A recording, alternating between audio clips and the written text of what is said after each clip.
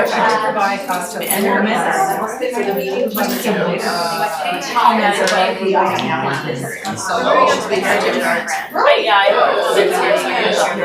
That's my favorite. The Heritage Grant. Okay.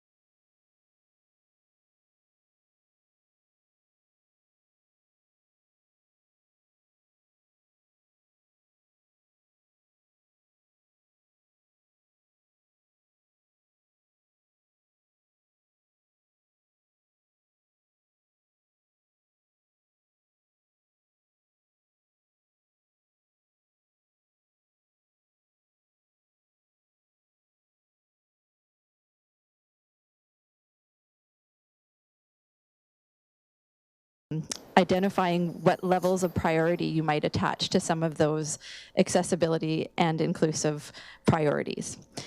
At this point, I would like to introduce Kirsty McDonald, who is our Parks and Open Spaces Planner. Thank you.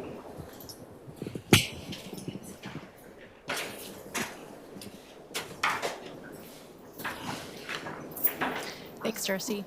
And thanks for inviting me here today to share this exciting project with you. I'm here representing a team, and with us in the room today is Michael Lonsdale. He's also part of the project team.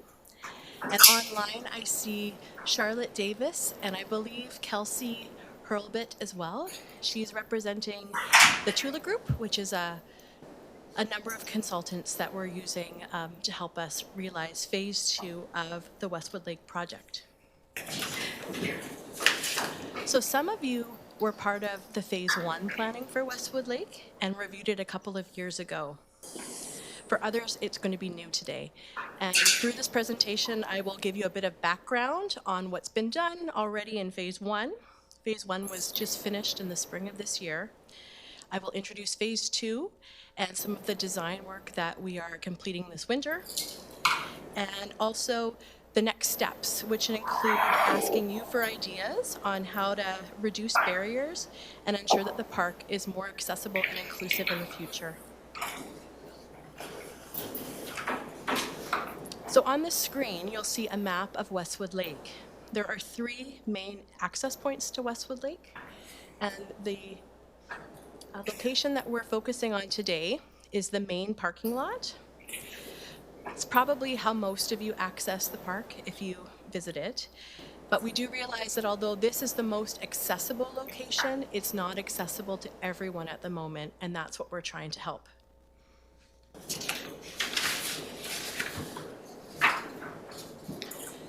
So on the screen, you'll also see 2 pictures of the first beach area of Westwood Lake, which is at the end of Westwood Road, that main parking lot. And the park was built 50 years ago by volunteers, really, and it hasn't changed a lot as Nanaimo has changed and grown. And so what we're trying to do is keep up with what Nanaimo needs, given that our community has obviously grown incredibly since then, as well as the users have grown in number. And especially since COVID, we've noticed a real spike in the use of outdoor spaces, including Westwood Lake. Council approved a project to add amenities to Westwood Lake in 2021, and public engagement for the project was carried out through the Reimagine Nanaimo process.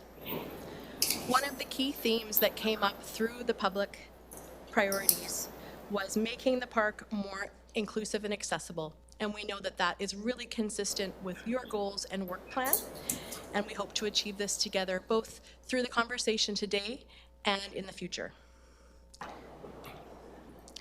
So as Darcy introduced, Council recently adopted an integrated action plan through Reimagine Nanaimo, and 6 of the priority actions that are identified in a 0 to 4 year time frame are around increasing accessibility at Westwood Lake Park. I won't read them in detail, but overall, we really want to help make sure that we achieve that through the work in phase 2, which we'll talk about, as well as future phases. We'll probably also be working with you in increasing accessibility and inclusiveness at other parks at the same time. Some of these are about not just Westwood Lake Park, but other locations in Nanaimo. And again, this conversation will help inform some of those future projects as well. So just to summarize what we heard, the overarching themes from the public engagement were really focusing on the natural setting that people know and respect at Westwood Lake, dealing with some of the conflicts that happen when there's a lot of users and we have a popular location where there are a lot of users coming together, and helping to balance not only their needs and their safety, but also the needs of the park and the environment. Adding more amenities to make the park more comfortable for users and more accessible, and also making sure that everyone feels included and able to use the site. The image on the screen is of the guarded beach at Westwood Lake at First Beach, which is our conversation today, and is probably one of the most popular locations. So the previous ACAI committee, which I know one of you, maybe a few of you sat on, did review this project when it first kicked off in 2021 and had some very valuable feedback. One of the items that the committee reviewed was the need for additional accessible parking stalls. And you will find if you visit the park now, or if you have in the last 6 months, that there have been 4 additional accessible stalls added to the total of the park. In fact, sorry, there were 8 additional accessible stalls added to the 4 that were already on site. These parking stalls are very unique in their design because they have both front and rear loading van access, and that was a request from this committee. So just wanted to highlight that. If you visit the park with a van, you'll notice it is a bit wider and longer to help facilitate that. Another item that this committee requested are adult changing stations for inclusive play areas and inclusive buildings and recreation centers, and that's something we hope to achieve through phase 2.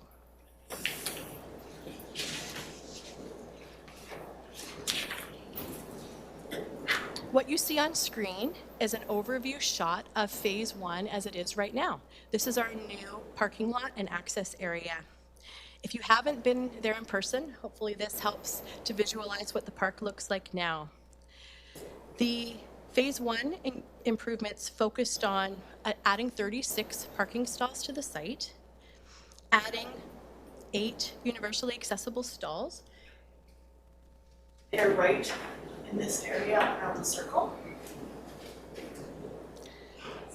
Changing the in and out access points off Westwood Road, which will really impact phase 2. Helping the flow of larger and emergency vehicles through the site, and also allowing them to park. Overall, the parking lot also had a green approach and an integrated stormwater management to help capture rainwater before it hits the lake and help filter any pollutants out of the water.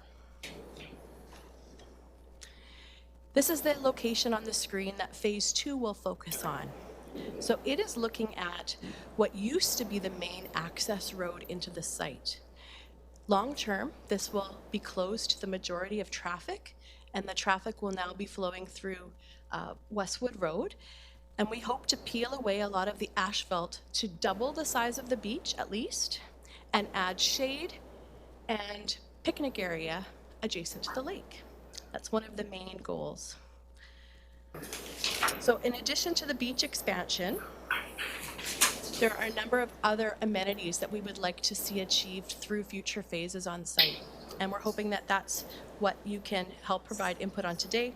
We might not be able to achieve all of the amenities, but we're going to try.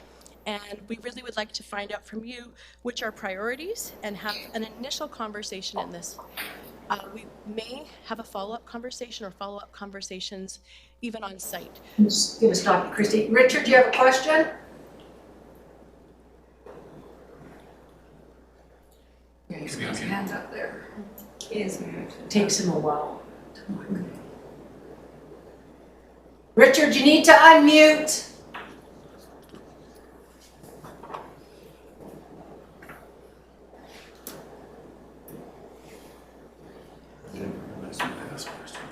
Well, you're still muted, Richard. Sorry about that. My question was in regards to the actual transportation to the location for people who need public transportation. I'm curious if there's any sort of support or leeway that can be done to try and increase public transportation access for those who cannot drive. Great question, Richard.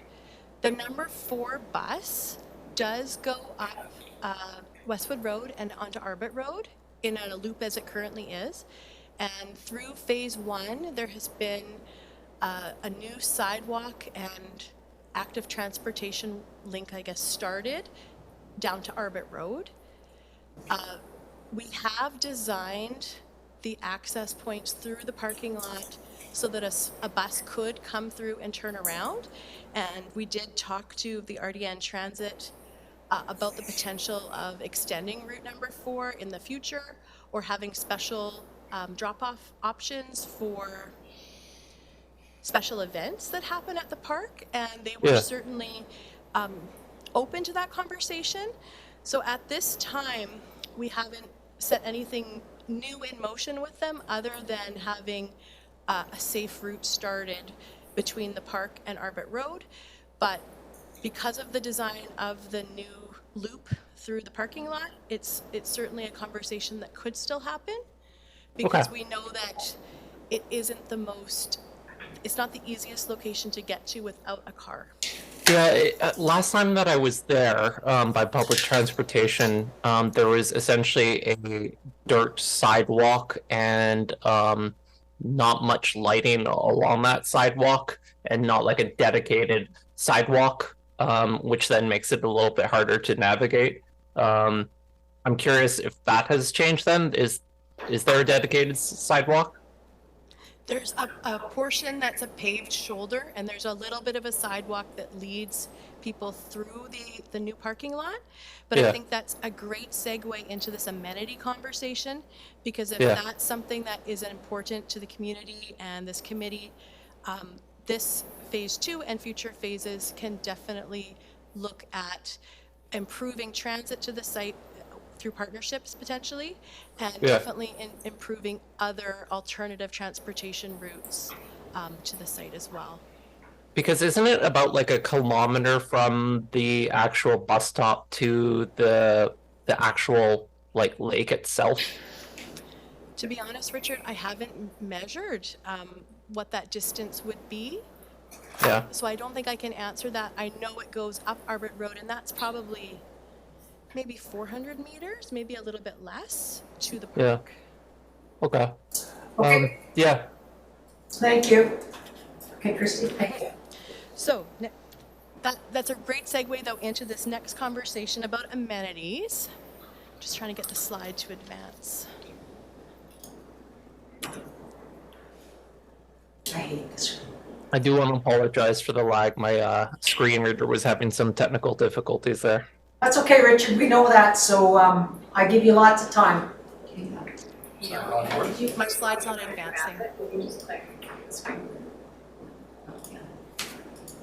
There you go. So the purpose of the next section of the presentation is really just to open that conversation with you on examples of amenities that we could include in the next phase of improvements.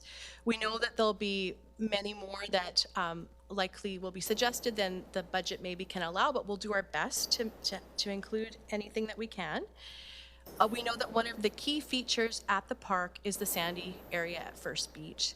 And through previous engagement, we know that waterfront access and having more waterfront access points in general in the community is a key priority of all our work. And we've been trying to achieve more accessibility at beaches throughout the community. So you'll see on the screen a picture of a MobiMat, which we've introduced at a few sites throughout the community over the last couple of years. Also on the screen are other examples in other communities of different ways that people can get along a sandy area to a water space. And we know that it's working in other parts of the world and want to achieve something here. We don't know what it's going to look like, but had heard through the community that possibly this was a great location for having a mobility aid through the sand and down to the water. Curious, just initial thoughts from the committee. Does this excite you? Is this the kind of conversation you'd like to have Yes. more of? And are we on the right track with some of these examples? I have Nicole and Wendy. So the MobiMat is great if it's long enough. But my question is, I know at Departure Bay, there's an issue around can only be in place at certain times of year. Is that applicable at Westwood? Because I think it was some issue with fisheries and oceans or something. Yeah. So it may not apply at Westwood, but there was like, it doesn't go in till like June 1st or something. Is that something that we need to consider at Westwood? Yeah, that's my initial thought on, and then there's also maintenance, like you need to have people there making sure that it's properly secured and that it's clean, because if it's not, it's just going to be a new barrier. But I am very excited to see any of these options, because we don't currently have great beach access despite our beautiful beaches. On the maintenance element, all the amenities we're adding, including the parking lot, will require additional and new maintenance routines at the park. And so that's something we need to keep making sure that we're hitting the mark on. But as far as the length and the time of year, this is a bit of a unique site in that the city owns the lake, and it's the only lake that we actually own the surface, and we own all parts of the water body. And so if there's a use that it would be useful to have all year round, that's probably a conversation we can have, as to having the mat there all year round. Of course, we also don't have, the water levels are a little bit less changeable here. There's a weir and a dam, and we do adjust the levels of the lake regularly, but it's probably something that if there was a need, it could be there, whether it's a Moby mat or another aid, for a good portion of the year, possibly more than at the oceanfront sites, which have other challenges around the environmental rules as well as the tidal elements. Wendy? Nicole covered it. I do have a question. So is maintenance included in the project over cost, and is it gonna require a new staff person for all these amenities up there, do you know? Right now, maintenance is not included in the capital plan. It would be something that would be added to the operating budgets to follow suit, as it would with any new amenity. Thank you. Any questions on Zoom? I would say that we shouldn't necessarily put the cart in front of the horse here, and I think that we should have a dedicated sidewalk that is paved that can get all the way from the bus stop to the actual lake. So then if a person that uses a wheelchair or power chair can actually get up that hill and pass that parking lot, the gravel parking lot, and get to the lake first, rather than just having the ramp itself. Richard, the parking lot's not gravel anymore, it's paved. Well, I don't drive, so there you go. Thank you. Sean, did you have a question? Yeah, there's two things. One is access to the water, which I think these solutions do, and the other is access to the beach. So being on a beach doesn't necessarily, like, you might want to go to a beach and just sit on the sand. And once when you look at the Moby mats, which are great, and these ramps, which are great, you can't actually do anything. You just have to go from where you are into the water, or from the water back to where you are. So I think they need to be looked at as two different things. I don't know what beach access looks like, if it looks like something that allows people to access the beach in a more universal sense, regardless of mobility challenges, and then things that help people access the water. But these seem to be primarily focused on water access and not inherently beach access. Great point. Tanya, I see your hand. Thank you. I'm going to gently disagree with Richard a bit. I think that it is important that we keep amenities on top of mind right now, because it's lovely to be able to get there, but there has to be a reason to want to go, is for me. Which leads me to my question. These pictures are great. I'm looking at the picture on the screen here. The two on the far right, the two things where he's going out into the water, could something like that be used to assist a person like myself? I'm in a wheelchair, to get into a kayak. I was wondering that too. That's the next slide. Next page. Next page. We'll hold that question, okay? You're my first on the list if it doesn't get answered. Okay. Is there any other questions? I see there's one other raised hand. I don't know who that is. That's just 10 minutes. Yeah, I think we're good. Tanya, Richard. Okay, we're good. Thank you. So Tanya, your question's on the next slide. Mm-hmm.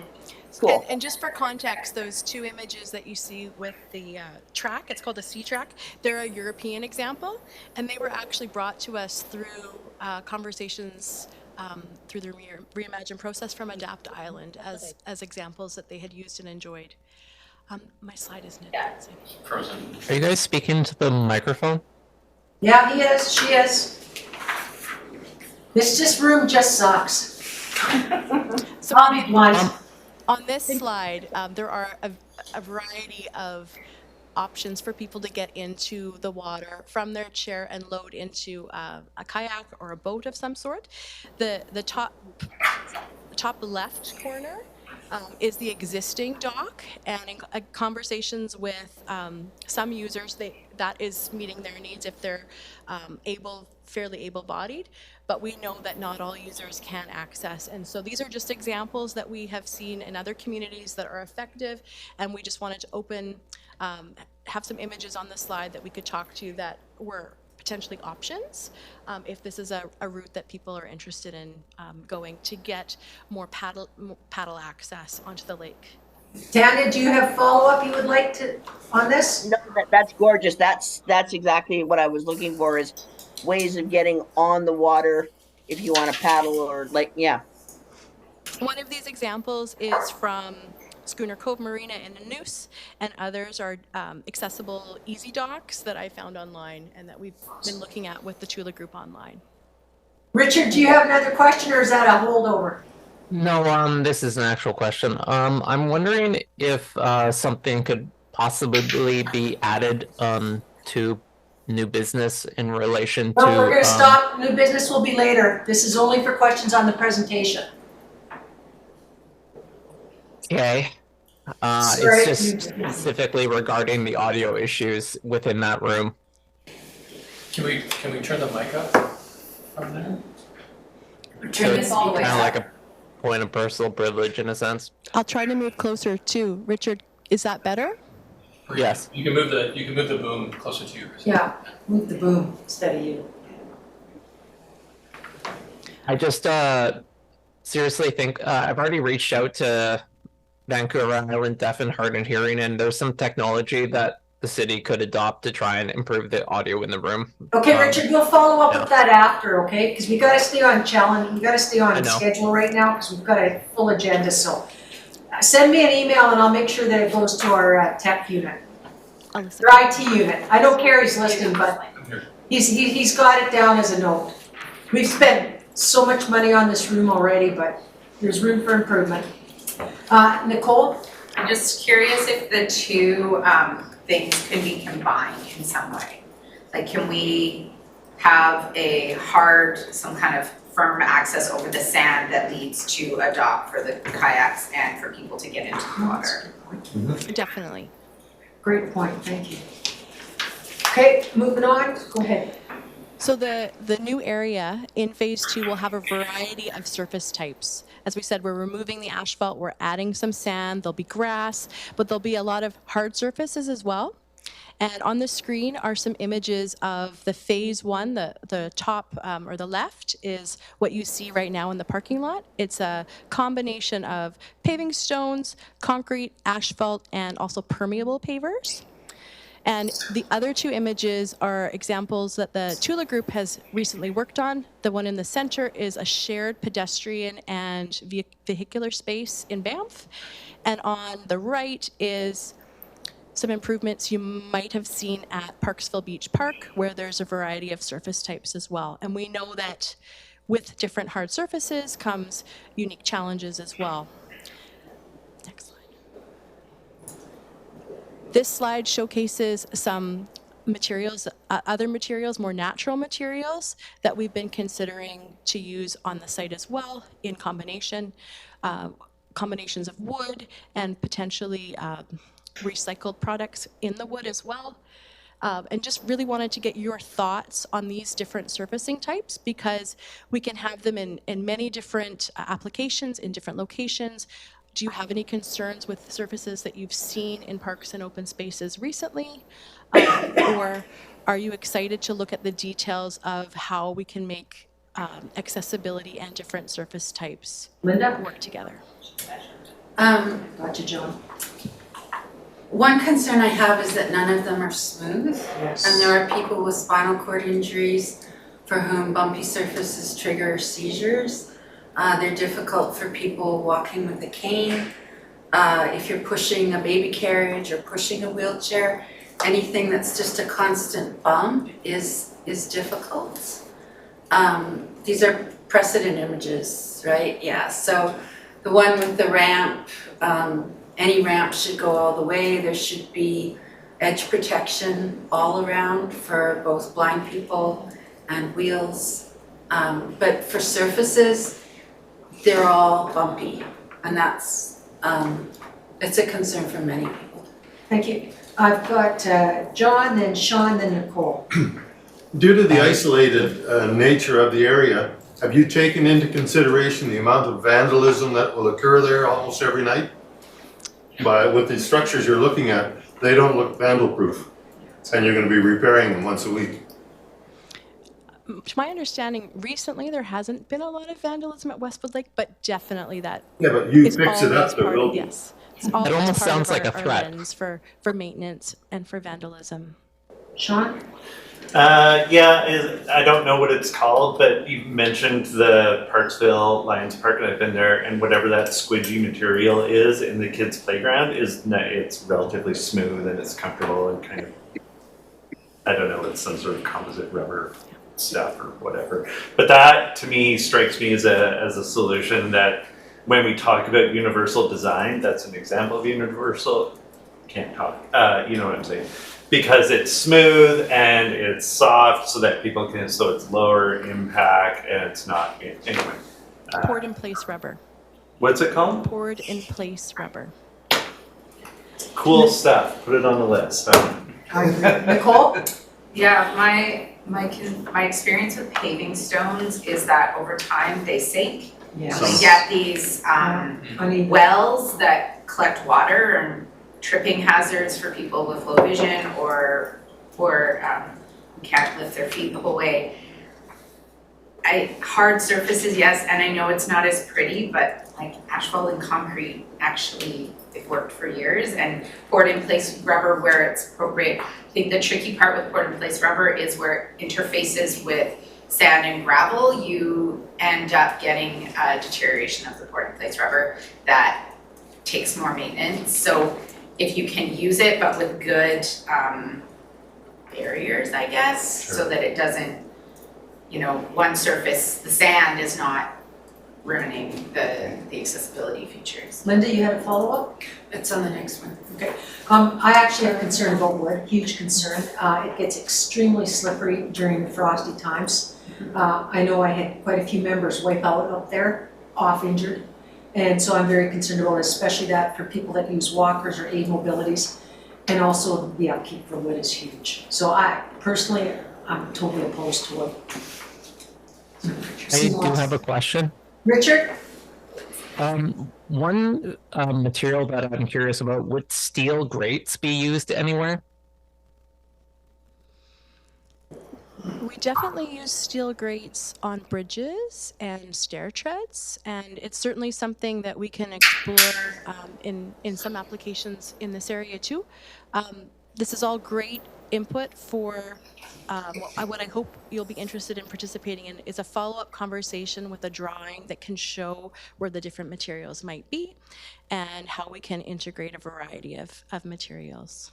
The reason why I ask about that is because I've actually had my white chain tip break from hiking and crossing one of those steel kind of grate type bridges in the past. So having, I don't know, the wood also can be problematic with peg canes getting in between too. And there's a lot of runners that go around Westwood Lake, so using less wood would be ideal for the slippiness factor. Thank you. Linda, you had a follow-up? There's a company called Wishbone Designs that makes a maintenance-free plastic that looks like wood. So they use it on tables, which is the next slide. And I don't know if it's possible to use it as a surface in places. That really ices. That really ices up. Okay. Yeah. It's slippery. Yeah, very slippery. Okay, seeing no further questions, Christy, carry on. So the next slide looks at some images of an inclusive building. And we're not sure what's possible yet in phase 2, but we do know that we have clear direction from council to make a washroom that's comfortable and inclusive in its design. And the existing washroom that is at Westwood Lake is at the end of its life and has quite a few limits on how it can be repurposed as an inclusive space. So part of what the Tula Group is looking at is options to repurpose that building, as well as potentially building another building that would have an inclusive washroom included as a new element. And previous input from this committee has mentioned the importance of an adult changing station, as well as potentially adaptive rider storage to facilitate riders with disabilities to make their way around the single track trails and the trail system at Westwood Lake. And we're hoping that we can achieve all of those goals in both a repurposed building as well as potentially a new building as well. What you see on the screen are just some examples of inclusive washrooms that appear to be popular at parks in the Lower Mainland, as well as some creative elements that have been added to the exterior of the building to make the space more comfortable outside of the building, whether it be rain protection or shelter from sun and rain. We're not sure yet what the building will look like, though, and that's part of that conversation, but we want to know what elements are important to you. Tammy, and then Sean. The adult changing rooms, are you talking about like all adults being able to change from their swimsuits? Or are you talking about hygiene, like a actual like table where you can change an adult's diaper? That is the conversation, okay. Yes. There is an existing change room at the site, which may be included in a repurposed area as well, but the idea was more for hygiene of adults that might be using the beach or a future play space potentially at the park. Okay. Sean? Yeah, I mean, I like the idea of gender neutral washrooms and washrooms that are accessible. I think you could just do a universal washroom, which is suitable for people with various abilities and is gender neutral. Caregivers, yeah. Yeah. Because if a male caregiver and a female, or vice versa, it's tricky. Sure, and if you just make all of the washrooms gender neutral and accessible, then, you know, I don't see a need to differentiate between an accessible washroom, so have some of your washroom spaces are accessible and then the rest are gender neutral. But I think in universal design, you just make everything accessible to everyone, and then once you've done that, then you say that they are also gender neutral. Okay, seeing no further questions. Just a couple of slides left. Fishing access and the ability to have a wheelchair access the lake for fishing was something that came up through public process. There is an existing dock on site, and that is what is pictured on the screen. It was partially funded by the Rick Hansen Foundation and the Nanaimo Fish and Game Club a number of years ago, but it has been moved on site and is now sitting in a location where it's difficult to access and also isn't always wetted and near where the fish are. So part of what we might be doing in phase 2 is having a dock or an existing area repurposed for accessibility and also for to be able to use it for fishing. John? Yeah, with the fishing, it's been I've had two people talk to me about it that go up there fishing. You have, I believe, I haven't seen it. You have 4 spaces for a car with a boat with a trailer, and 9 times out of 10, those spaces are filled with single cars. And people with boats, they can't get in there. And to park on the street is a long ways away. Are they going to do anything about monitoring that, writing tickets, or trying to keep people out of those spots so that fishermen going up there can actually park? We've been monitoring the site over the summer just to find out how utilized the boat access is by trailer. And for the most part, we see most people who are fishing on the site have inflatables. But there are the 4 trailer locations, and we are maintaining access for trailers. As far as where they park, we'll have to look into that and find out if there's a need for marking those sites better. We know that larger vehicles also go in there, such as a motorhome or a bigger van, because they are longer for. Yeah, I'm just told that a lot of times they can't park. Thank you. Thank you, John. Okay, go ahead. Trails, we've briefly touched upon how important Westwood Lake is for a wide variety of trail users. And you might have seen on the introductory slide about the action plans that we have clear direction to make it easier for people to find out where our accessible trails are in the community, and also to do improvements around accessibility on trails, but also the information around that. And we have considered that in this phase 2, we can achieve as a pilot site information about the accessibility around the lake, because a lot of the trails are accessible, but not the whole route, and just to have that woven into our phase 2 lens, as well as potentially to improve the single track trails for adaptive use. And we mentioned about having some adaptive rider storage potentially as well. We know that single track riding for diverse users is becoming a very popular item, and want to make sure that we're considering that as well in the park. Tanya, if I can just get you to mute your mic, we're picking up stuff from you there, please. Apologies, I didn't realize I had. No problems, it happens. Thank you. The next slide showcases some of the site comforts that you probably are used to seeing in parks, such as the picnic tables with a location where a wheelchair can pull up to the table, as well as some of our standard park benches. However, at this site, we also would like to explore some creative and new versions of site furniture and comforts. And so some of the images are of new chairs from Wishbone Industries, shade of different structures that we can include, as well as some of the non-accessible but newer site furniture that you will notice in the parking lot, which has logs and rocks and other ways that people can sit and move on the site. We would like to make sure that we're including fun site furniture and comforts, as well as making sure that we're having a variety for all users on site. So would love to have further conversations about new types of site furniture that we could integrate into the site as well. Linda? That's a fabulous idea.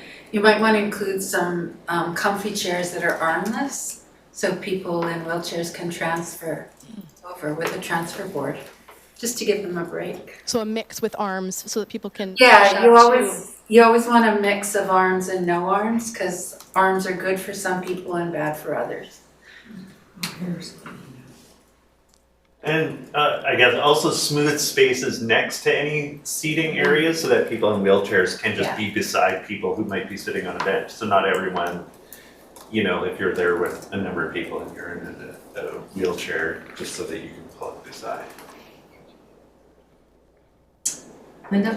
As a second to that, so the bench in the top middle is a bit of a hazard. Anyone in a wheelchair or visually, because it's got drop-offs around the cement pad, so you're dropping into the cement. The first picture where the trees are, you've got a little lip between the two kinds of surfaces, so you could put a curb around it because that's cane detectable. But just little things like that, the same as in front of the chairs. You've got grass, cement, and then cement. So if you can make it one type of surface, it's easier to transition to. Thank you. So last slide, just in the interest of, we really appreciate all the input you've given. Are there any amenities that are coming to mind that we're missing at the moment and we should be added to our list for consideration? Wendy, then John. What about picnic tables and places where people can eat at? You know, what are you going to, yeah, you know, because you take your whole family there and maybe we don't want to sit on the grass because of all the stuff on the grass. And So picnic tables and some of the ones, the wooden ones, they get really wobbly. So my grandchildren fall off them. So I'm just wondering what you're gonna do about the picnic tables. The last slide had an image of one that we do have in many of our parks. It's a round Yes. concrete table, but we can definitely explore other types of tables here too. Picnic areas and gathering for groups to eat is definitely something we want to achieve in phase 2. The other thing, are you going to have a place for people to barbecue there? Because I know some sites do have that, you know, a barbecue pit or something like that. That wasn't on our radar at all. It's something that has been, it's not in our park system at the moment because of different fire rules. There are times that people can bring their own propane style barbecue though to a site on a picnic table, and the concrete ones are really good for that because the wooden ones of course are flammable. Yes. But it's not something that we can support in an open space in Nanaimo at a communal scale. Right, okay. John, then Linda? Speaking of food, have you made any, I haven't been there for a couple of years, any provision for food trucks?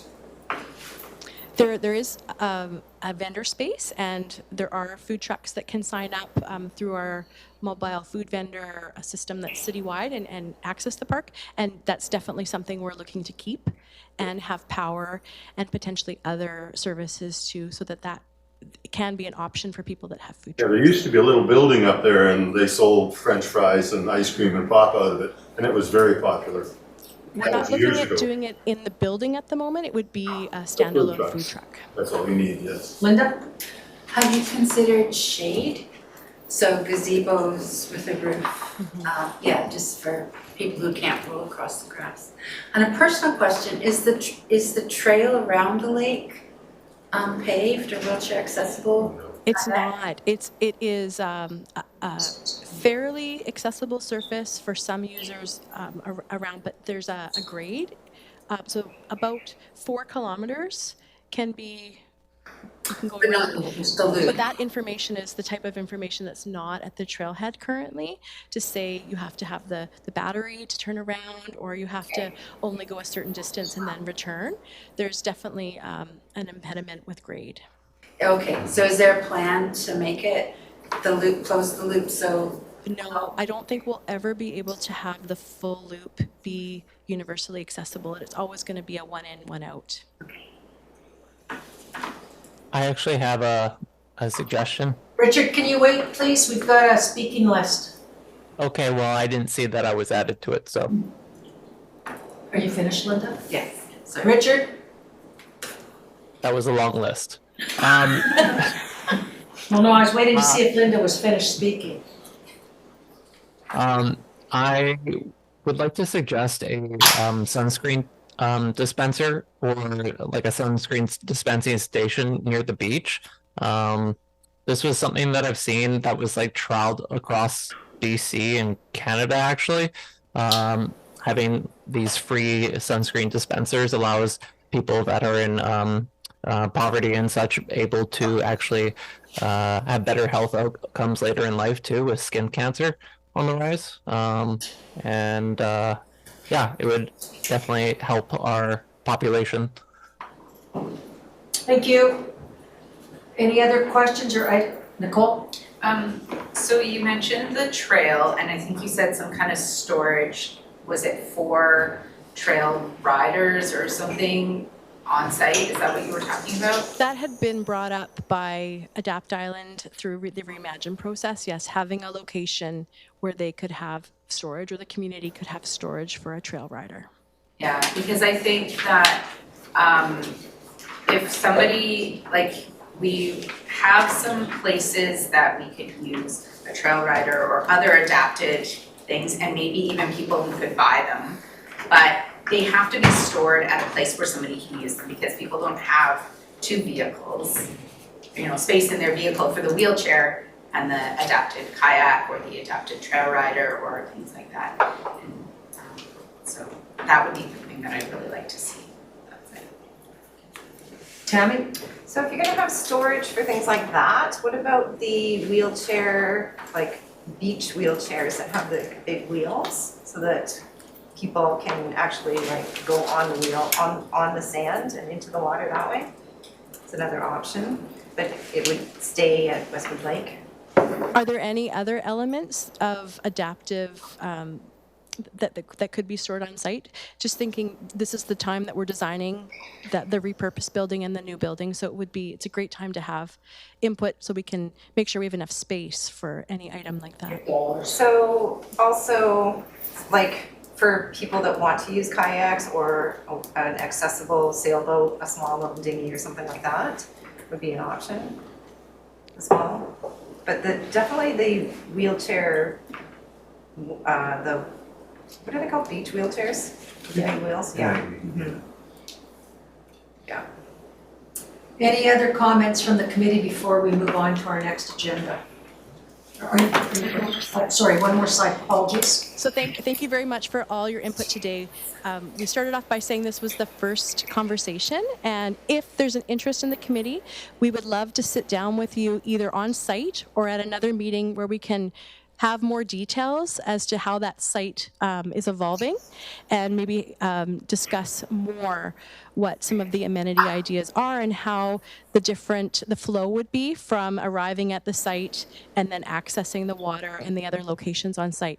So if that's of interest to you, we'd love to set up another meeting either on a weekend or at maybe 3 o'clock before it gets too dark on a weekday if there's availability. And if not, or in tandem to that, please send any information if you have a picture or you have a thought, even if it's at 3 in the morning, send it on to the email on your screen, and we'll make sure it's included in our conversation with the Tula Group. And I would also request, if you do send that, please CC the committee so that we all know what everybody's doing. I think it's important that we all know what's been forwarded and not forwarded. But if How there do we is CC interest the in committee specifically then? Richard, you need to wait till it's your turn, please. Sorry, go ahead, Christy. On your screen, you'll see that the 25th and the 26th were just options for a date. We're happy to schedule at any time. We're just aware that Christmas is coming and a lot of you work. So we were thinking that either an afternoon conversation virtually or on site, if the site is not providing too many barriers, would be a good chance for a deep dive. Okay, Richard? And how do we email the committee? Pardon? How do we email the committee? It's Parks and Recreation at nanaimo.ca, and Parks and Recreation is all one word. He's asking You how said that you we should email also the email the our committee. committee. How does he include everyone? They can collect all the information and share collectively what all the No, responses I'd rather have are. it right away. There's no Why don't we way to just- collectively email all of us. Well, yeah, because Legislative? it's, We Yeah, email we- legislative services and they forward it, You right? can always forward it. yeah, well, that's what I mean, but we need it to come to two groups, I think. Yeah, I was just trying to seek clarification on what you had meant by emailing the committee. Oh, If you see, I meant- have it under mine as accessibility committee, so I just automatically send it to them. I don't go through legislative services. Well, aren't you fancy? No, I have a very good assistant that helps. Richard, if you send it to legislative support, we can make sure that the committee members receive it all. So we can be the, like, sort of the filter point. That's what I thought was the case, but I wasn't sure if there was something new that I had missed somehow. No, that's my mistake. Sorry, Richard. Thanks for bringing that forward. Okay, Is there interest from the group then on having a follow-up conversation with some of you? what I'm gonna request, could you please email your preferred dates and times to legislative services, who will then compile it and send it, and is that how you wanna do it, Karen, or do you want to go? Yeah. Yeah, and then they will liaise with Parks and Rec, because we don't have time to debate times and stuff today, so that would be my request. If you're interested, please email, and we'll go from there. Tanya had her hand up. Who? Tanya. Tanya? No, it was to do with, I'm interested in joining a meeting, but the 25th and 26th I'm out of town. So Okay. I'll just email.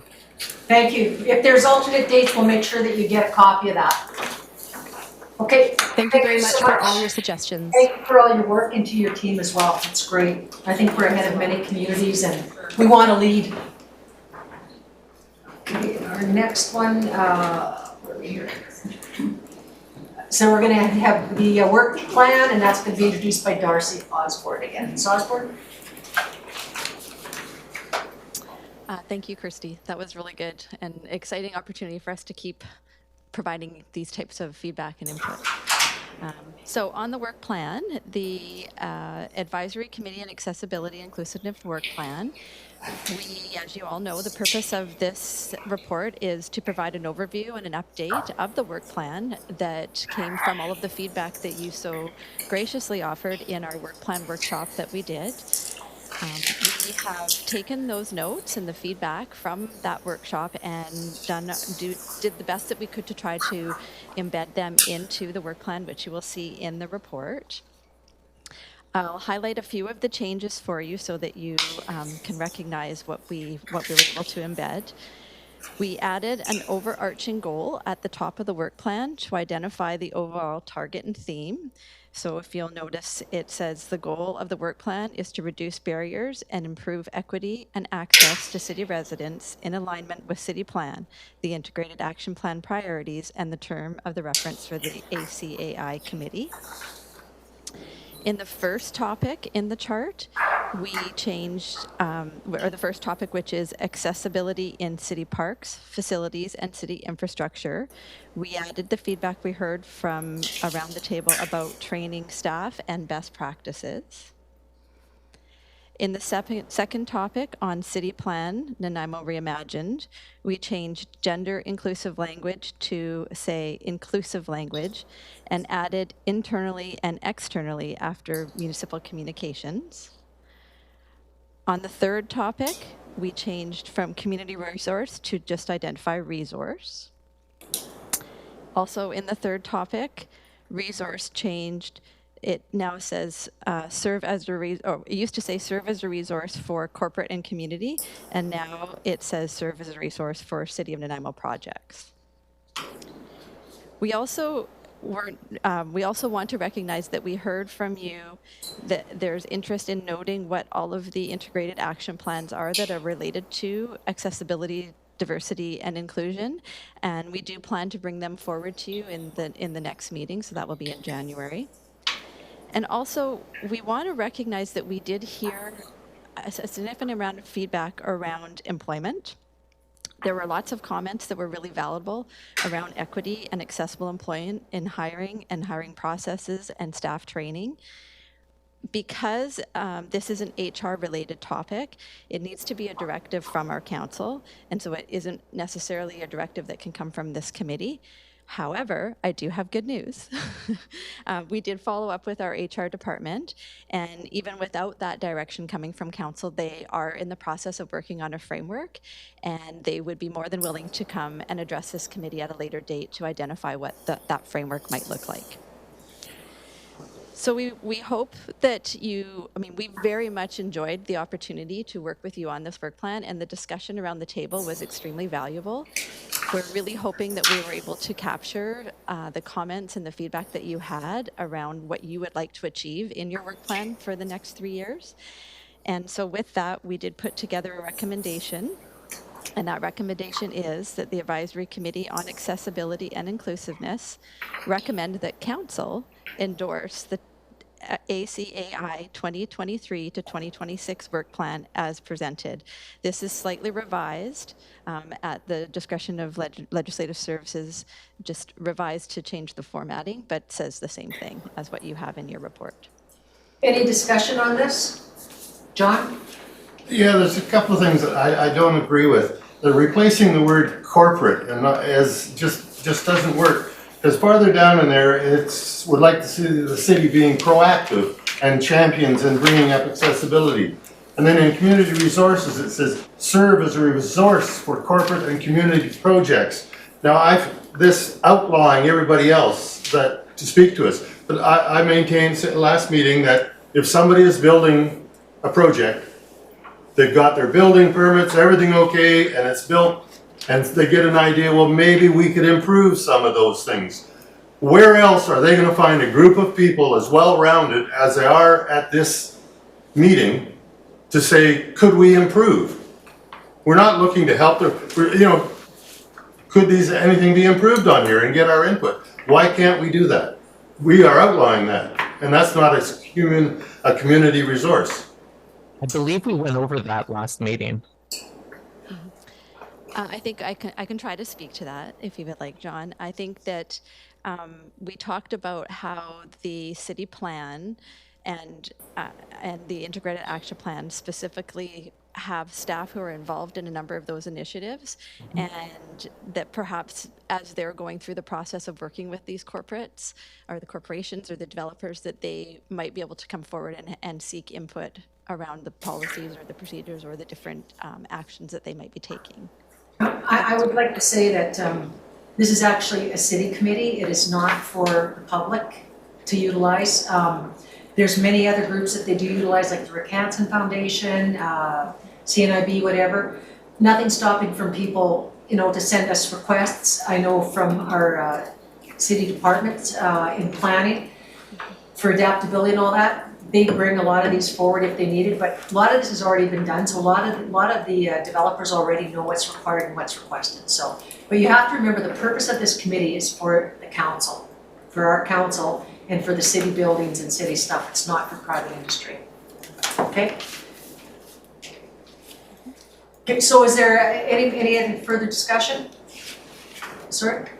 If I may, there's one project that is in the budget for 2023 and will carry over to 2024, and that is to update the development permit area guidelines. And so the development permit area guidelines apply to multifamily residential, commercial, industrial property. So, so in those guidelines, so one thing we hope to do in 2024 is come to you with recommendations on how to improve those guidelines related to accessibility. And so once those new guidelines are established, then developers, architects designing a project would be obligated to follow those guidelines. So that is one opportunity where we can improve accessibility in private developments. Thanks, Ms. Brickman. I forgot your name momentarily there. And then I can also just add to that in that the integrated action plans and accessibility and inclusiveness is embedded throughout the city plan, and that was a big reason why we wanted to make sure it was highly recognized within your work plan. A good example is today Christy coming forward and looking for advice on the way that we can best move forward within the parks development and within the parks concept plan. So I think you'll continue to see staff coming forward with projects and looking for direction on accessibility and inclusiveness. I think too, John, just in further that, as we do more and more with the city, you'll find more and more of the developers, et cetera, will jump on board and follow the recommendations that have come forward. So, but we have to be careful. You'd be here every day. If we opened it up, you'd be here every day. So, because there's a lot of stuff going on, and this purpose of this whole committee is for the city. It's not for the private industry. So we want to speak. One other thing is I cannot accept. Richard, you need to wait until it's still his turn. Is replacing the word input with recommendations. A group of people here, everyone has different background, everyone has their own expertise, but there's not a single person in this room that knows everything about everything and knows the background. A subject comes up, it goes around the table in a 5-minute discussion, and it gets passed. I don't feel that should go to council as a recommendation. Same thing at council. You've got a group of people with each have individual places, and they say they're not really sure. A 5-minute discussion, they don't really know the background. They go, oh, the committee recommended it, we should go. And all of a sudden 100,000 people are influenced by a spur of the moment thing that hasn't really been looked at. So I think it should go back to input. Richard, then Sean. In regards to the corporate issue, there are plenty of agencies that deal with consultation, for instance, EasySurf. But in regards to the employment thing, I have a question, I guess, about clarification on that. Are we not able to suggest or make a recommendation to council whatsoever that like 22% of staff should be people with disabilities, which reflects the current population of people with disabilities in Canada? No, we're not allowed to do that. And secondly, there's union implications because council does not get involved in any hiring policy or whatever. We only have one employee as council, and that's a CAO. Okay. Who is sitting here, Mr. Lindsay. But I really appreciate what you're saying, but that's up to provincial government, et cetera, to start sending those mandates. But we as the council, we have to follow union guidelines. Certainly be great to see more, and I know that that's a consideration that they do look at. The other thing we have to look at that everybody forgets about, we need to know how many people even apply for these. Because sometimes you say, well, you've got nobody with a disability or whatever, then you find out, well, nobody's ever applied. So I think we need to do a better job of tracking that information so that it is available, that, you know, we had, 20 minorities apply and 3 were hired, or whatever. Like, there's ways around it. But like outreach to those groups, like that are affected, like people with disability groups, is a great way to create a pipeline. Yeah. But I think because there was a question related to like any suggestions for the HR, well, I think that would be definitely one of them, to have a target of 22% be people with disabilities, since that reflects the population in Canada. Yeah, thank you. Sean? Yeah, I know we're going to talk about employment later, or it's on the agenda for later, so I'll save my questions about that until then. In terms of the choice around recommendations or input, I do feel like the whole reason we were selected for this committee is that we have expertise in those areas, and that we can make, you can call it a chocolate chip cookie at the end of the day, but whatever recommendations or input we make, recommendations is a stronger word that I think carries more weight. And it ultimately is up to council to decide what they want to do. They have their own expertise and their own people providing information and a whole city staff. So I think recommendations carries more weight in terms of the things that we bring forward. That's what I said last time. Thank you. So any more discussion on this, or are we ready for somebody to move the motion? I will move the motion. Moved by Nicole, seconded by Linda. Any further discussion on the motion? Call the question, all in favor? Any opposed? John opposed, motion carries. Thank you. Okay, now we're gonna go on to hearing assisted device options for city facilities. To introduce my. I would like it noted that I did vote in favor if possible. Oh, you're opposed, thank you. I saw your hand up, so I thought that meant in favor. My apologies. I hate working off the Zoom. It's hard to vote through Zoom. Well, it's hard to see because when the screen's up, we can't see you. So like, I'm gonna have to get the one screen taken down so that we can see. Actually, I'll put myself on Zoom next time. Then I'll be able to see you. Thanks. I think that's what's just mainly causing the communication errors. So. Well, I do see you, but I don't think you sometimes know that other people are still speaking, and I do have a speakers list, and I do see you. So it makes it difficult, but go ahead, Ms. Osborne. I don't know how to be added to the speakers list without verbally saying something. Oh, I see you, Richard. When I have my hand up, I don't know. I see your hand, and if you don't hear me acknowledge you after we go on to the next topic, then you can say something. But sometimes you jump in before the other people have even finished speaking. And I think that's the issue with the speakers in this room. Ms. Osborne, go ahead. All right, at the June 7th Accessibility or Advisory Committee on Accessibility and Inclusiveness, the assistive hearing devices was discussed, and a motion to bring forward to council was carried unanimously. At the June 19th council meeting, a motion was passed that council direct staff to prepare a report on feasibility of audio enhancements and closed captioning options to assist hearing impaired individuals in city facilities. This recommendation actually aligns with one of our integrated action plans, which is to explore and implement existing and emergent technologies to improve access to city services online via phone or in person for citizens with audio or visual accessibility needs. So it was nice to see the connection. Staff were very excited about this motion and saw it as a really wonderful opportunity to work interdepartmentally and to look at the various different levels of service front lines that we offer through our facilities. The interdepartmental staff joined a subcommittee and started the research right away by connecting with the experts in the field, as well as connecting with other municipalities or community agencies such as VIU, who had already implemented some of these options. Carrie Ng, who is our Director of Information Technology Department, is here today to review the chart, which you have in your packages, outlining their findings and provide you with a recommendation based on these findings. This is a really good opportunity for you to learn the variety of options that are out there, as well as provide some more clarification and feedback. So, Carrie. Thank you, Darcy.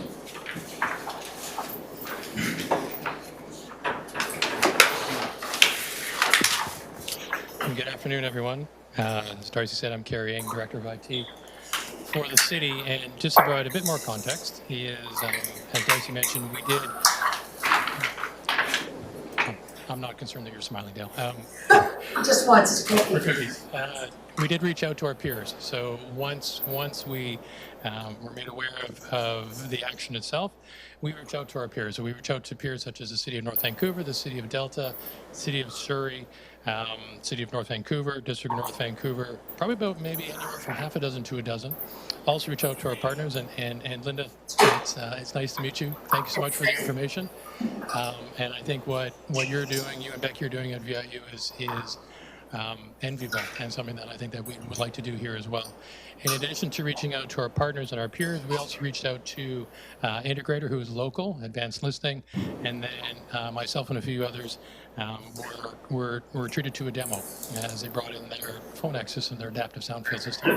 Can you orient the mic more in front of your mouth? It's not for me. I can hear you fine, but I just noticed that you're moving your head around. Oh, sure, yeah. So if you could slide it up so that it's right in front of you, then it's Yeah, it sounds like we're It's not. not picking up your voice. Okay.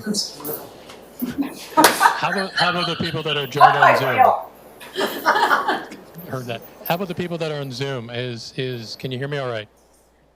Now, before you were coming in and out. Okay. So based on the conversations that we had with our peer cities, our partners such as VIU and integrators, there were a couple of technologies that have been in place for some time. So induction loop systems, for example, are about 100 years old, give or take. And there's other systems that are, well, relatively new as we, start getting into Wi-Fi streaming and then mobile applications. So we'll review a couple of these. And at the end of the conversation, we will have a couple of recommendations that hoping everyone can provide input to, as we'd like to get these in front of council or actually in front of the Finance and Audit Committee very soon. As per all the conversations that have happened so far, we're really looking for a conversation, as the list and the individuals that we spoke with was anything but exhaustive, and the technologies and the pros and cons that we're going to go through is not exhaustive as well. So we're looking for feedback. We're curious in terms of people's experiences, so that we in turn can fine-tune the recommendations and actually fine-tune an overall plan, because we would like to roll out these type of services to not only the areas that we've identified, but actually throughout the entire city over the next year or two, or however budget allows us to. The first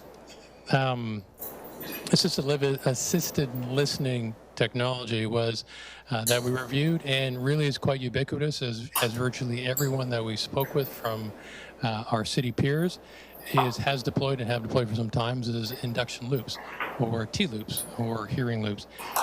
Really quite low cost, and from a relative speaking perspective, and offer something that maybe other services don't offer, and that's a level of privacy, as the technology relies on, with all the technology, it relies on a sender and a receiver. The sender is, let's say, a staff behind a counter.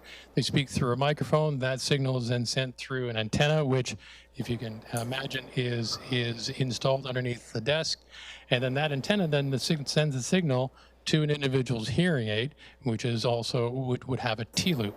So then that speaker's voice is then amplified and sent directly to their ear or to the hearing aid of the individual on the other side of the desk, the other side of the counter, or in a larger venue such as maybe council chambers, or even in this room, we'd have an antenna, a copper wire that would be around the table. And so my voice would then be sent from this microphone, amplified through that antenna, and then the individuals that would have a T-loop hearing aid would be able to pick that sound up. This technology, saw it on YouTube last night, 1937, I believe, is when it was rolled out. So it's it's got some miles on it for sure, but it is ubiquitous and it is really quite simple to deploy and low cost as well. And there's another angle to it as well, or another extension to it, which would be speech to transfer. And all that would be is that, and I'm sure some people have actually seen it or have been have experience with it.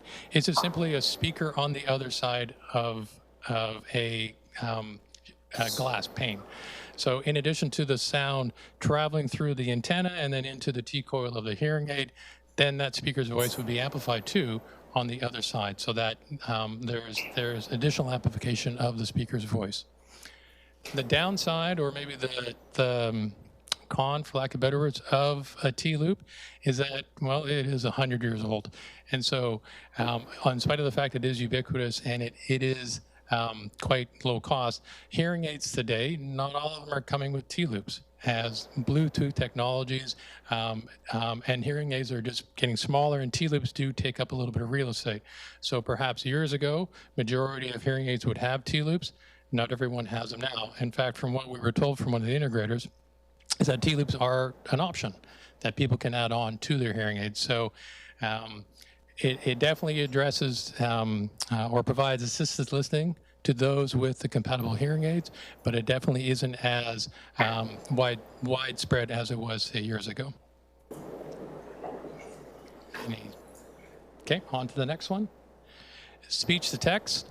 And this quite simply is the sender, myself, would be speaking into a microphone or speaking into a phone or tablet, and then the tablet would then just translate what I'm saying so that it would be presented to the individual that I'm working with in terms of it's now text.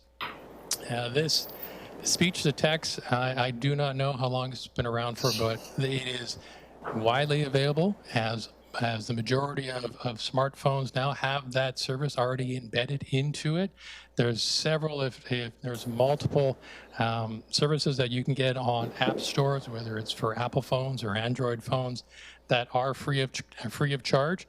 So it's a technology that is widely available, has a low cost, and does actually quite a good job depending on the service that you're using. When I say quite a good job, that also means there's a bit of a downside, is that some of the words may not be translated to the accuracy that we want it to, and some of the words, it could be really inaccurate. And if you're doing transactions, or if you're having a conversation with a patron, for example, or just conversations, perhaps there could be an opportunity for loss in translation. So I think speech to text is something that we can definitely pilot. We can try it on a very experimental basis. First and foremost, it's low cost, right? All the service that we currently have, the tablets and the phones, has it already embedded as a system.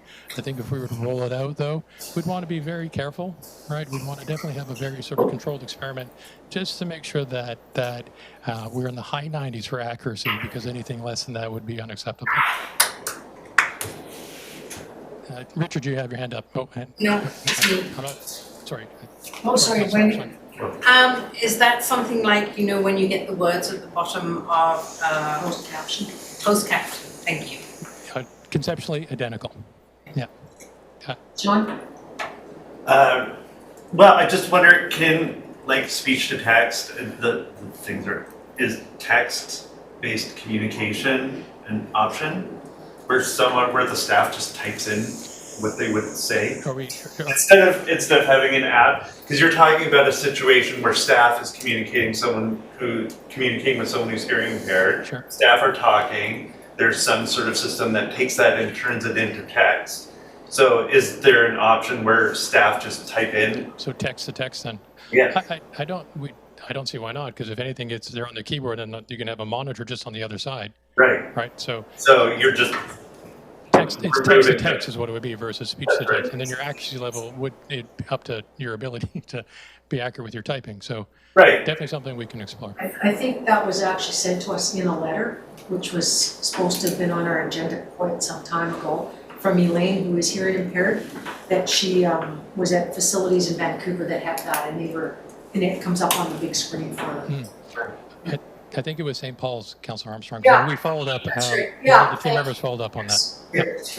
text. Yeah. Linda, and then Hillary, Richard as well. and then I got you, Richard. I was gonna say that Zoom actually has pretty good technology, and we could have it displayed on the screen right now. And it helps a lot of people who miss some words or don't need hearing aids, but have, a lot of people have impaired hearing, but don't need hearing aids. And it's gotten quite good. And Microsoft Teams as well is what we use in the city. And you're right, over the last year, it's just improved dramatically in terms of being almost a near real-time transcriber. So that the entire conversation shows up on the screen. Hillary? I just wanted to share feedback from committee member Bay Kincaid, who said in addition to the induction loop systems, or sorry, the T-loop, her suggestion would be a simple microphone and speaker for amplification, as many people do not have hearing devices but are still hearing speech or processing impaired, especially in high noise. And Darcy had shared that commentary, and absolutely, I think it's a lot of the induction loops actually include that, or it's a bit of a combo, so it would definitely help. But he doesn't understand. Oh, sorry, Nicole. I'm just wondering, are we being asked to pick one, or can it be a combination? Because if it is only text, I'm worried that people who cannot read at the speed that people are talking, which most people cannot, it actually creates a new accessibility barrier. Or can we layer these technologies? I'd go with the layered approach, because I think what our recommendation is to start small, put in 2 induction loops as well as put in a phonax system here, an adaptive sound system in this room. But what I'm most curious, because we will build out a program, and that program would include not only the technologies that we're talking about now, but things that are also coming down the technology pipe. So I think a layered approach, because there could be some services that are going to be more appropriate than others, depending on the facility and depending on the interaction between staff and patrons. Richard? You're muted. From my outreach to VI, Deaf and Hard of Hearing Association, they had actually mentioned to me that the majority of people with hearing aids have the T-loop systems as a feature, but they're not always just enabled. So all that it would require is it to be turned on, essentially, from like a little visit with the technician at the hearing center or whatever. And also is there a third option? Because I could swear there's actually another piece of technology that is used a lot in classrooms that essentially enhances the person's voice and just increases the audio through a speaker, similar to just like a normal microphone, but it actually removes a lot of the stutters, the ums, and any sort of like background noise. And I thought specifically that would be very useful in our conference room because of the echo and because of the issues that we've had with communication in that room specifically. So there's absolutely, Richard. And the next couple of slides are going to be talking actually directly about those technologies you're mentioning. Cool. Next. So if we go to the next slide. Oh, all right. So Wi-Fi streaming. It's showing up on the Zoom phone. The slide hasn't No, changed. but I'm on Zoom right now and it's not You showing have up. to turn them on. How do I do that? There's 3 dots and it says more, Yeah. Okay. and you turn. Show captions? Yeah, Shows you how. and if you get fancy, you can change the size. No, and there's boldness. nothing here still. It's not on mine. I turned on the captions, see? Now it says hide captions.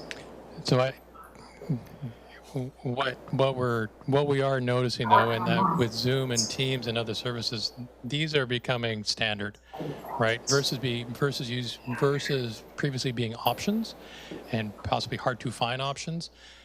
And captioning services such as this are embedded in not only our phones, but services such as Zoom and Teams that we're using on a hourly basis now, not just a daily basis. The next assisted listening technology that I want to review is Wi-Fi streaming, and it's using the facility's Wi-Fi service to send the signals, to send my voice through the microphone off to a Wi-Fi router, which is an amplifier, which then in turn send the signal out via Wi-Fi to be received by somebody's smartphone, somebody's tablet, with the one caveat is that individual would have to have the mobile application, the app, to receive the service. So it is a bit of it's a 1-2, where the sender sends the message, and then the individual with the phone, of course, they would have to have a phone, or the facility could provide equipment for them to receive it. But on their phone, they would have to have the correct mobile application. Once they receive once they have the mobile application, they can then pick up the sound, and then they would transfer that through their headphones, etc. So they would have the speaker's voice direct to their ears via their mobile device. Wi-Fi streaming is relatively new, definitely new, as opposed to, say, the other technologies that we were talking about. It's getting better. I think it's becoming a bit more widely available. There's a lot of investment going on within this type of service, mainly about how do you compress the sound itself so that it can travel through the Wi-Fi network and then be received without any delays or jitter, or making it sound like you're talking through some crumpled paper. But that means, from a downside perspective, there are delays, there are jitter, and every now and then it does sound like you're talking through a crumpled paper. And that's really dependent upon the infrastructure within the facility itself. So with network services, you're only as good as the bandwidth that's available. So you are dependent, this service is definitely dependent upon how many Wi-Fi access points you have, how much network capability you have, because if you only have a little bit, the challenge will be is that the receiver will get the message possibly late, it could be jittery, and the overall experience could be better. But we're myself and Derek in the back room. We're in IT, and we are of the nerd club, and we're really excited about this because it's an opportunity to leverage the existing services that we have, and we can also create specific, for lack of better, tunnels within our Wi-Fi network that would be designated just for this service. So there's huge potential, but it may be just a little bit, maybe a bit too cutting edge just yet.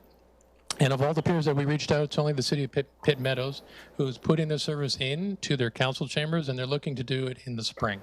So not only myself, but definitely our peers will be taking a look at Pitt Meadows and say, how are you doing? And then let us learn from your experience. The next one is radio frequency. Again, this one has maybe not the same number of miles as induction loop, but definitely has a long tenure in terms of being an available service. And this is no different than your FM radio. So my voice would then get sent to an amplifier or a radio that then just sends the broadcast out. And then I do believe we have this in council chambers, for example. So the facility would loan out headphones or devices that could pick up the FM signal, and then whoever had it would be able to hear the speaker's voice direct to the headphones, versus also from the ambient side as well. There's another technology, infrared. And it's the same concept, right? It converts the signal into, I think it's optics or infra. Apologies for not knowing that specifics, but ultimately it's the same concept. So headphones would be provided by the facility. The signal would be received by the individual with the headphones, so that they have a better hearing experience in terms of the speaker. The downsides or things to consider when you're dealing with these technologies is that privacy is, I would suggest, non-existent, because really it's one speaker too many. So if you want to have a private conversation, that whoever else had the headphones would also hear it too. And then if you wanted to contain the information to a specific room, radio frequency is not your choice. And this is actually chosen by, say, lawyers or medical offices, et cetera. And the reason why is because, as we know, radio frequencies can go through walls, it can go through floors, where with infrared, it actually stays contained within the venue itself.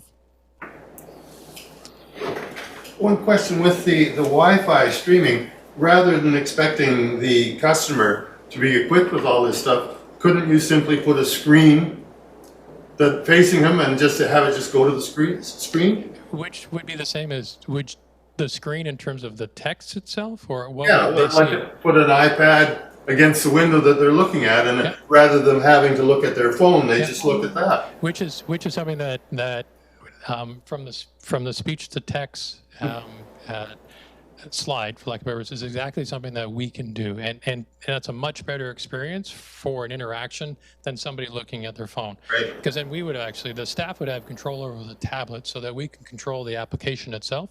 We control the accuracy, or hope to fine tune the accuracy, and that there'd be no cost to the individual themselves. So they wouldn't have to download any app. So from my voice into the tablet to you, you'd be able to read it, and then we can have the interaction. So the answer is yes. And, Richard? Is that where the Rogers sound field would be used, or am I mixing that up with another system? You are spoiling my presentation, Richard, because that's the next slide. I'm sorry, I did my own research. Well, That's good.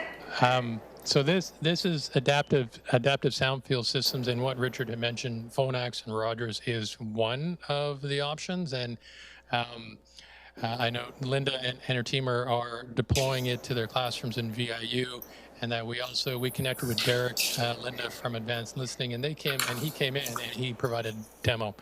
So the demo consisted of 2 speakers and a microphone that was attached to a lanyard. And so what adaptive sound field system does, it's consider it a really, really smart PA system, for lack of better words. Now there's a lot more nuances to that, but my voice, as it's coming through the speakers here, my voice gets sent to a controller. That controller is only looking for speech frequency.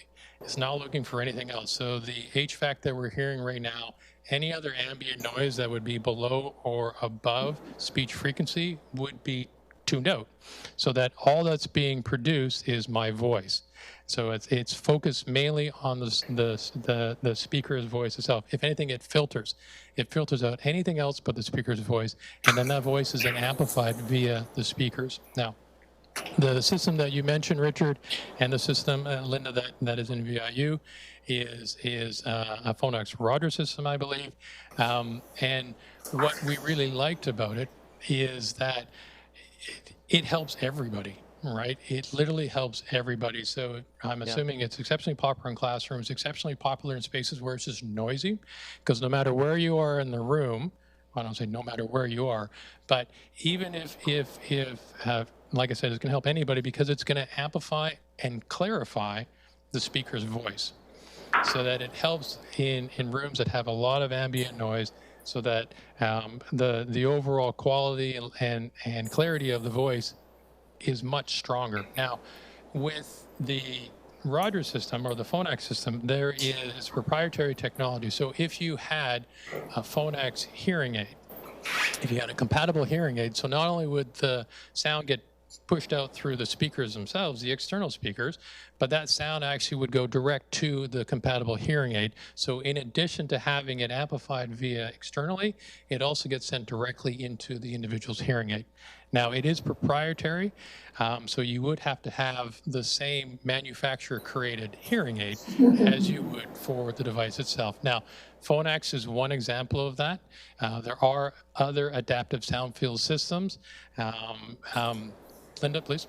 Oh, sorry, I was after you were finished. Oh, okay.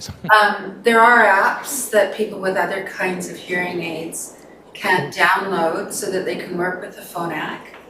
And just something in general, you have to remember, where is the mic? So the advantage to the Phonak is we would have handheld mics all over the room, and it amplifies very naturally. It just lifts the human voice up a bit, and that allows people on Zoom to hear better as well. So it does help everyone, and people's own hearing aids can then pick up the sound that they're meant to pick up. Thank you. I didn't know there was a mobile app, so that makes it so much more just available. Yeah. Well, and most people, if you have a hearing aid, it's just that we couldn't hear Cheryl talk without a microphone. You can't? Okay, you're different. Hillary, can't hear Hillary talk unless she has a microphone. But with a system like the Phonak, people, everybody's hearing aids, or even if they've just got, they're partially deaf, would be able to hear better. But you do have to then, everybody has to speak into a mic every time they talk. Richard? I'm curious, are we just strictly addressing some locations, like 2 or apparently 4 locations? Because I think that some of this technology would be extremely useful in the city council room and as well as this meeting space. So the recommendation right now, Richard, is just for a small pilot, right? Just to try it out. But the long-term plan for this is exactly what you're suggesting, is what facilities are in need of it, what technologies would be most appropriate for that, and then what's on the horizon. Because the integrator that we're speaking with had mentioned, and it was the first I've heard of it, Bluetooth Auracast, I believe it's called. And Auracast, where Bluetooth is 1-to-1, Auracast makes it 1-to-many, so that we can start transmitting sound via Bluetooth. So right now I can only transmit to a single individual. It go to everybody. So that's coming down. That's coming down the technology pipe. So to your question, Richard, we're exploring everything, but I think we haven't done this yet. So our recommendation: let's start with a pilot. Let's see what we learn. Continue to get feedback from individuals such as yourself, and Linda, from what you had said, feedback will come to us once we put it in place from individuals who are now truly benefiting from it. So the more information that we can get, because this is new for us, the more information we can get from everyone in this room and others will just help us build out a program so that we can have good penetration of assisted hearing services in the majority, if not all, of our locations. Follow up, Richard? Yeah, I would actually like to add to the recommendation then to actually have part of that trial space actually be this meeting room. Since there is a really bad echo in the room. Yeah, it is this room, Richard. It's already mentioned. Yeah. Okay. I can read out the Linda? I forgot what I was gonna say. Oh, that I understand that these technologies are changing really rapidly and that Bluetooth is taking over, but it's not quite there yet. Yeah, but more and more people have Bluetooth hearing aids. Some of our elders have only Bluetooth. So we just installed a hearing loop in the theater that's proving not to be very useful because it's only meant for people with T-coil hearing aids. So it's a time of rapid change. And I think too that's such a good point, because with no solution is going to be the silver bullet, right? Every solution will have things to consider. So, for example, when we talk about RF and infrared, or anything that we have to loan out for people to use, and there's going to be maintenance attached to that as well. So we have to, everything that whatever we deploy, we definitely have to have conversations and about what is the life cycle of this product, and then what operational requirements will it need so that we can truly get its maximum life. Sean? Yeah, it seems to me that the thing, like, and I would agree that any system that requires people to bring in their own device or download an app, it addresses some barriers, but then creates new ones because the apps are not going to work, people are not going to connect to Wi-Fi, and that's going to create a negative experience.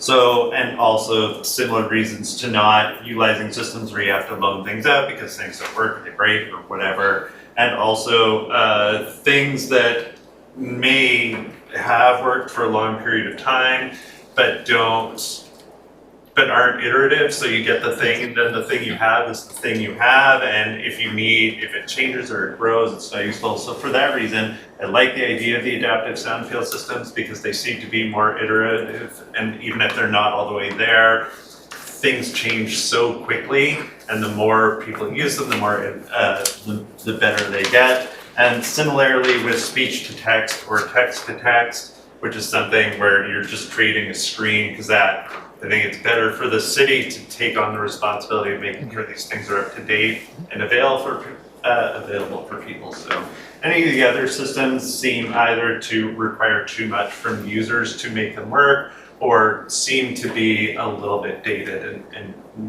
maybe not easily scalable. And certainly not to the point where 10 years from now they're still going to be useful. That's a great point. Richard? You're muted.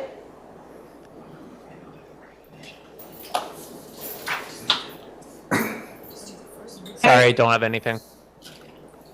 Oh, okay. Hold over. Okay, Linda? Carrie, when you said you were gonna put hearing loops at the counters, is that the countertop induction hearing loops? It would be, yes. Well, sorry. Yeah, well, the problem Don't with know yet. those is they only go to hearing aids that are they're T-coiled right now. And a good two-way speaker system will help deaf employees or hard of hearing employees, and you've got lots. And everybody has lots, and it will help people on both sides. Agreed. And Tim Archer, who owns Advanced Listening, created a system for BC Ferries that I think is like that. So you might want to investigate that. I think that, and Derek was talking about, that's the speech transfer, is what it was. I kind of tune out after a while on the hearing. Oh, Yeah, sorry, just Laura. Through the chair to Linda, we do have that at most of the rec centers already. The speaker, the voice box that that the front desk staff use, and then the patron can hear it on the other side of the glass through a two-way speaker. We did install that when all of the plexiglass went in. Yeah. So we do have that, I think, at all 5 locations. I'm not sure about the building here at SARC, but the recreation centers do already have that. Because it reduces fatigue on both sides. Yeah, it's of the been great, plexiglass. yeah. Do we happen to have a roaming microphone? Pardon? I was just wondering if we happen to have a roaming microphone in this meeting. You couldn't hear Laura. Yeah, I know, sorry, I should have spoken up from the beginning, Richard, thank you. We did, but anyhow, cognizant of the time, any other questions before we go to the recommended motion? Seeing none, is anybody prepared to move the recommended motion? I would like to move. Thank you, moved by Richard. Need a seconder? Seconded by Wendy. Any further discussion? Seeing none, call the question. All in favor of the recommended motion? In favor. Any opposed? Seeing none opposed, motion carries. Thank you very much. Thank you, everyone. Adapt the sound film in this room and looking at funding pilot projects. I think we should read it out so everyone knows what the motion is, there's some questions. Would that be okay? We already moved and passed it. Okay. It's too late. Read it Okay, again. moving Sorry, I on to other can't hear business. what dialogue is being said there. No, it's okay, it was just housekeeping, Richard. Moving on to other business, there was discussion in the inclusive housing seminar, but I see the letter didn't get attached for for the committee, so we'll cross that one off the list. And then we'll go to the correspondence from Treasurer Heshka, which is Accessibility Canada app. I wanted that included so people could see what had come forward to me. And if there's any thoughts or discussion on this correspondence.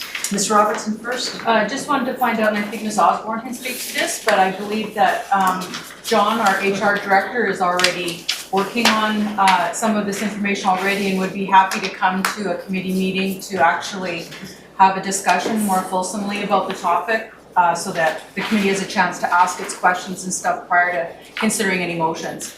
Yeah, so no motions, but I'd be interested in some feedback so that we can send that back to the HR so that they know where the committee's coming from. Sean. Yeah, so my main thing, and I did look at the letter, and I mean, intrinsically, I don't agree with any percentage-based employment.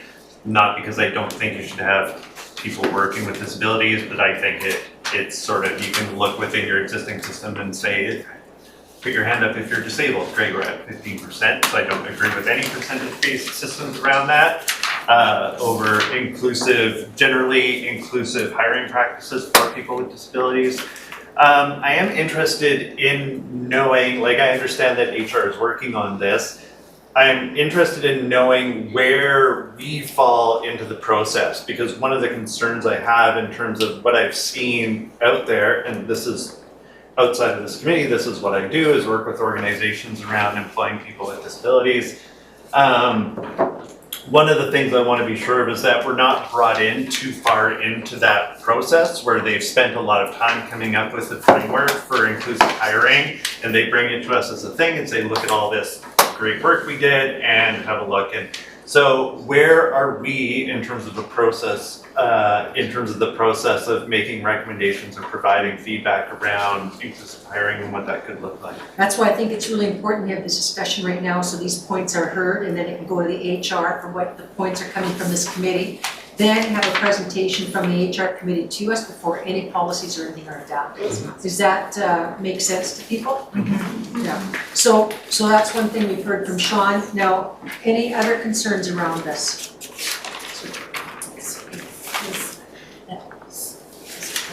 From the last meeting, and I was going to do a presentation. Oh, because they had me down on that, mine was something different. Yeah. So this was. Okay, we'll come back to that after.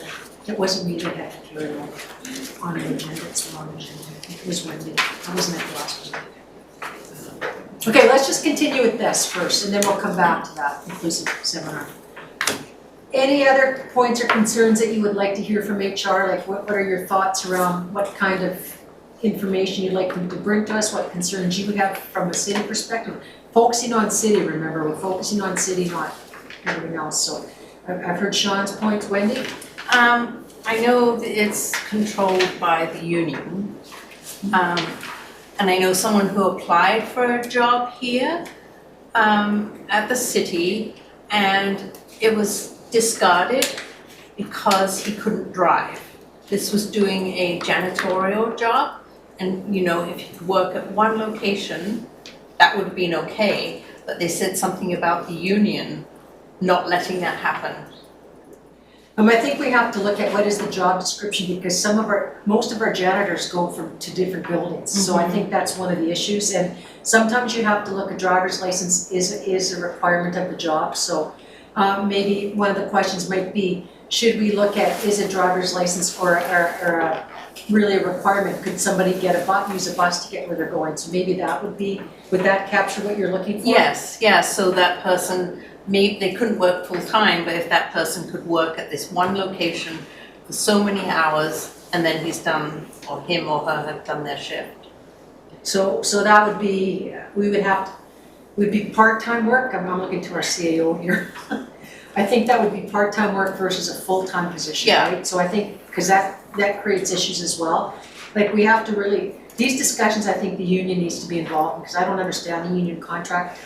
It's not my issue, that's between our HR, whatever. So I would say that would be something that we could ask of our HR person when he comes forward. How can we get some of these positions maybe reclassified to part-time or casual? Or could this position be filled by two part-timers that have diverse abilities? Is that sort of capturing what I'm hearing? Yeah. Nicole?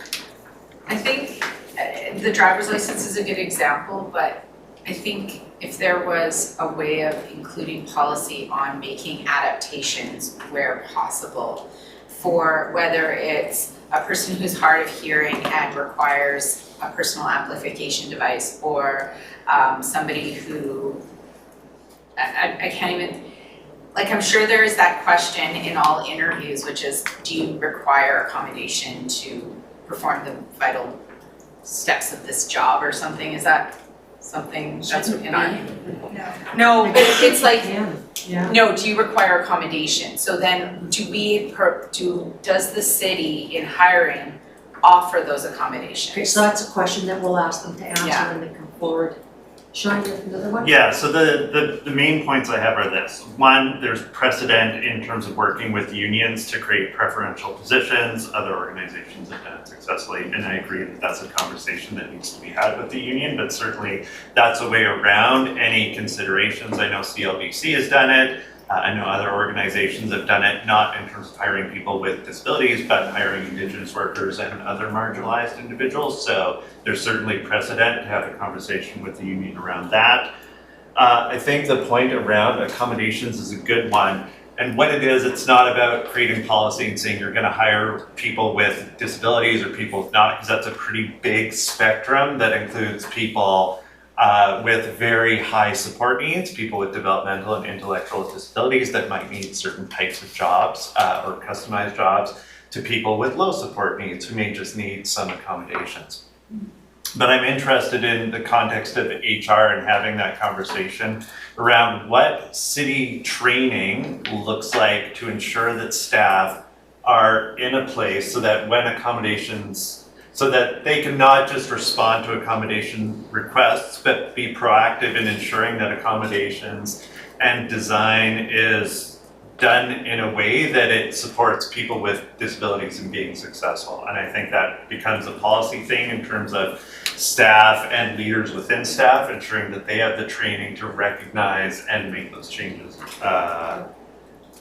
before someone gets to a point where they're like, well, I need this accommodated or I need that. Because being proactive versus responding is always easier. And then a third point, but I can't remember. I'll come back to you when you turn it. Linda? There's also a lot of disabilities that are invisible, and people have a right to privacy. So many mental health disabilities, people don't want to disclose, things like rheumatoid arthritis and multiple sclerosis, and they don't have to.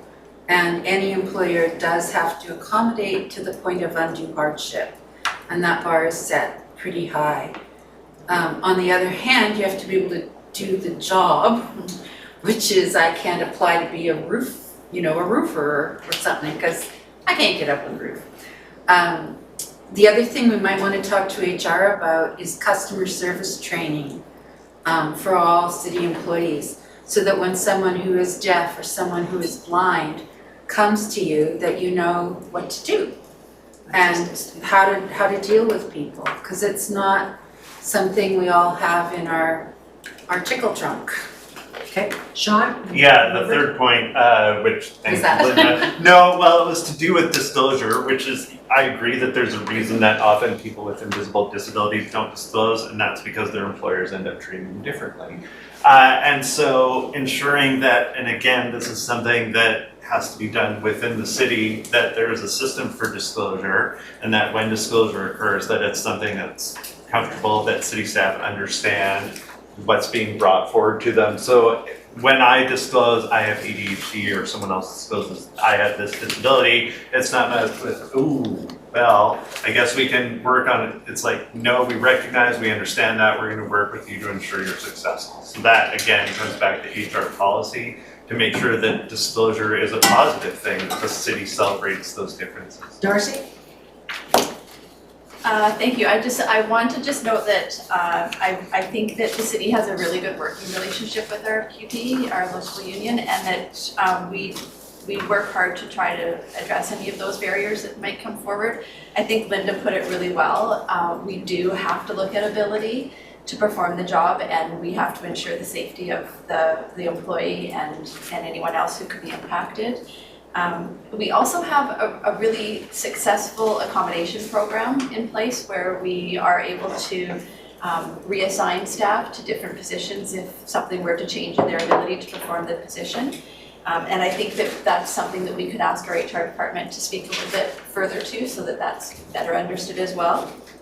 I really love the comment about invisible barriers, because I think that is something, obviously it's not in your face, and so it's not as well understood by people. So I think I could bring that forward to ask them to be more cognizant of that. And customer service training on disabilities goes back again to our IAP, our integrated action plans, where we do and are recommending additional training for staff so that they better understand the customer base that we could be dealing with. I hope that helps. Richard, you had a question earlier that I asked you to come bring it to this portion of the meeting. Do you remember it? I believe that was just specifically in regards to the percentage of the employment, and the other thing being the T-coil and the Rogers systems. Great, thank you. Anything further, Richard? I'm blanking right now, sorry. No problems. Any other questions or comments? Okay, Wendy, do you want to go fast on yours now? Yes, I will. I've got 500 pages here, so there's never So inclusive housing in Nanaimo, we did a workshop with NACL and Spark, which you're probably familiar with. And we had a meeting with all, most of the people had diverse abilities living in, what's the name of the road? Anyway, an NACL facility. Oh, Uplands. Uplands, yes. And we made, or someone made this beautiful map, and I also have a website for you to go and check this out because I won't have time to read these 500 pages. So there were several things that came up. One of them was a crosswalk right near the Uplands project because people catch the bus on the other side of the road, and to cross that road, it would be really tricky for them. That was one of the things that came up. And there was there's a whole bunch of things, but I won't go into all of them, but that was one of the major things, and how to make the housing inclusive. But then this person here, they often cause trouble, and the fire department or the police end up going there, and how can you not lose the housing? So I know that's an internal thing, but what else was there? Good transportation. So if you're planning a place to be inclusive, making sure that it's on a bus route or something like that, and having, crosswalks at those places as well. That was for someone who was extremely shy, and she came up to me and whispered in my ear about it. And they were really positive on we deserve to live how we want to live, not how someone says you're living right there. Making sure that it's inclusive in every way. So if you're building a building, making sure that, I'm running out of time, building a building so it's not just people with diverse abilities, it's, a mix of people. And parking has been an issue in some cases because some of the parking spots are not wide enough.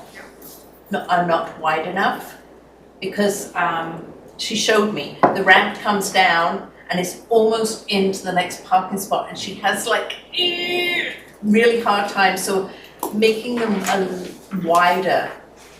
I don't know what the standard width is, but I witnessed how hard it was for her to come down the ramp and turn the corner. So that was the majority of it, but I will send the link to you, and it has fact sheets on what inclusive housing looks like. And so I will stop there, probably have. Great, thank you. I'll just add to that, I meet with them regularly, and we were just at their function on previous Thursday, and there's a new site coming up. They've purchased 5 acres and they'll be working with the city and all that. So that stuff comes forward, but those are private, so the city can only do a certain amount on that when it comes to that. 50 acres. Was it 50? I thought it was 5. No, it's 50, the one out on Evans Road. Oh, 50, okay. Yeah. Which road? Evans So Road. anyhow, but that's a really good point on parking spots, because what people forget about, cars are almost, they say on average 9 inches wider than they used to be, and we're still using the small parking lot sizes. Yeah, and so if someone's Valley Point, yeah. and it's interesting because he did admit to me that they don't have enough parking on Uplands. And they recognize now that a lot of people with diverse abilities do need cars. And also for their support work coming that's right. in. Yeah, so yeah, it was interesting because I voted against that because there wasn't enough parking. Yeah. And he says, I guess you might have been right. But it's something we're working on. I really appreciate you bringing that forward. Cognizant of the time, we're right on time. So thank you, everybody, again, and if I could have a motion to adjourn. Motion by Tammy, seconded by Sean, all in favor. Seeing none opposed, the motion carries. Thanks again. We're always like. Unless we bought another question. Thanks, everyone. that I don't know about. That's the big farm out in South Wellington.